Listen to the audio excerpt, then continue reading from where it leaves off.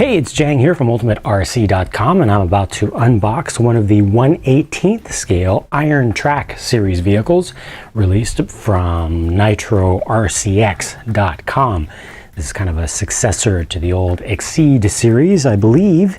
So let's go ahead and see what comes in here. This is the little one. They came out with a 10th scale series, a 1/8th scale series, and a 1/18th scale series. And I say series because, as you can start to see on the box, there are multiple different ones, all based on the same chassis, the same platform. So for the 1/18th scales, they've got this buggy, they've got a stadium truck, they've got a short course truck, and they have a monster truck. The one that I got is the Mastodon, the monster truck version of it. Like I said, they're all going to be mostly the same. So I figured I wouldn't need to get all of them. First of all, here we go with, first thing out of the package, a lipo pack. I guess I didn't look at the instructions well enough to see that they're including a lipo pack, and they went ahead and gave me a Genzace 1500 2S 1P. Sweet. Awesome.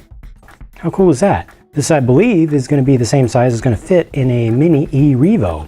So I can even reuse that battery for other things. How cool is that? Okay, moving on, off to a good start. Here's the vehicle. Let's see what comes out of the box. All right, move this out the way. Let's see what we've got here. There's the manual and a little shorty antenna tube. This is a RTR version here. Wanted to get the full-on setup. It has a balancing charger that charges from the balancing leads. It's got an AC adapter. Here's the cord, and this will charge both 2S and 3S batteries. And it looks like it does, hopefully we'll do balancing of them. Move that aside. I wanted to see this new radio set, see how that works out, and how it looks. Oh, check it out. It's the new style of FlySky generic version. Cool. So just they basically took off the top, changed the mold up a little bit, and it still takes just 4 AA's for the genuine ones, and it's the same interior stuff. What are these? I do not know. Throttle trim, steering trim. I'm assuming that these are dual rates.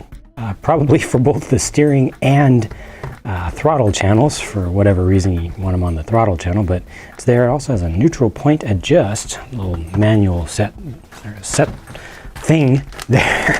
Don't know what to call that. Weak demand, ina no mastodon. Big ups to you if you know what that reference is all about. Here's the truck. Tiny little thing. Well, it's not that tiny. 1/18th scale. It's actually kind of probably a little bit on the large side for a 1/18th scale vehicle. A little bit bouncy on the stock suspension setup there. The tires are a little bit on the hard side. Does feel like they have some inserts inside of them. That's cool. Decent tread. Feels like it's going to get some good positive traction in dirt. It does have ball bearings. I can see it has plastic drive shafts. Unfortunately, this is a PVC body, not a Lexan body. Let me take that off and see what this thing's all about underneath. And, all right. Hey, what? They give you 2 batteries? Huh. I don't know if this is intentional or not, but there's already a battery in here, and it uses these little mini Molex connectors, which I hate.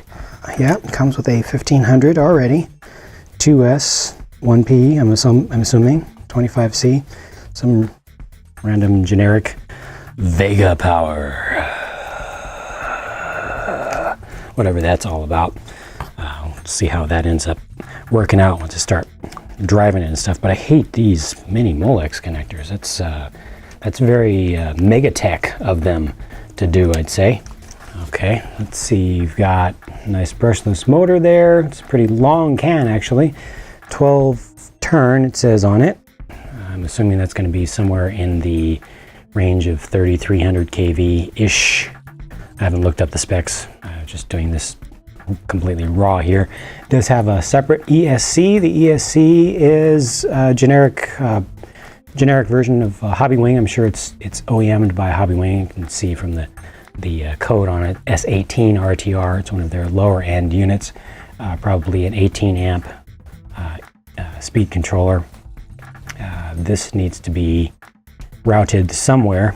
There's the little spot to put the little shorty antenna tube in. Use your on-off switch. These wires are just haphazard, just bundled together, kind of weak. Mini servo. Oh, that's good to know. It's a mini servo.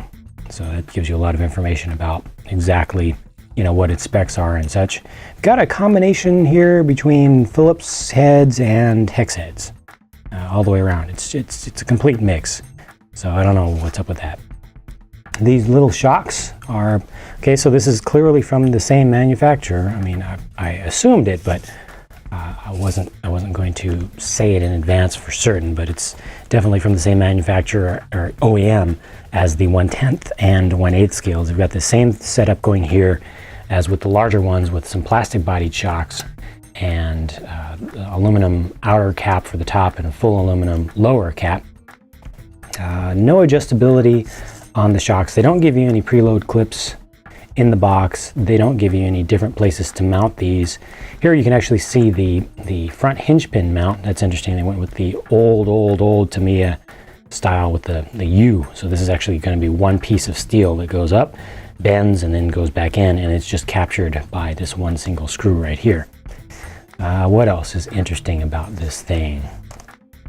The center drive shaft. I already showed you that the outer shafts are plastic. The center drive shaft is also plastic, and it looks like it's one of those ribbed plastic ones that is kind of like the Tamiya TT01 has in it. We'll see if those hold up. Let's see how much flex I got in there. Yeah, the thing does bend. It definitely bends in there. That's probably going to help save my diffs if there's any weakness to the diffs. They are gear diffs. They feel like they're pretty tight in there. There's very little lash back and forth. So that gives me a little bit of hope that those will actually last. And yeah, that's it pretty much for the workings of the thing. I'll have to obviously look into more details of its specs, actually, look those up on the page. I just saw the thing when it came out and immediately just picked one and ordered it because I knew I needed to test out one of each, one of the 10th, one of the 8th, and one of the 18th.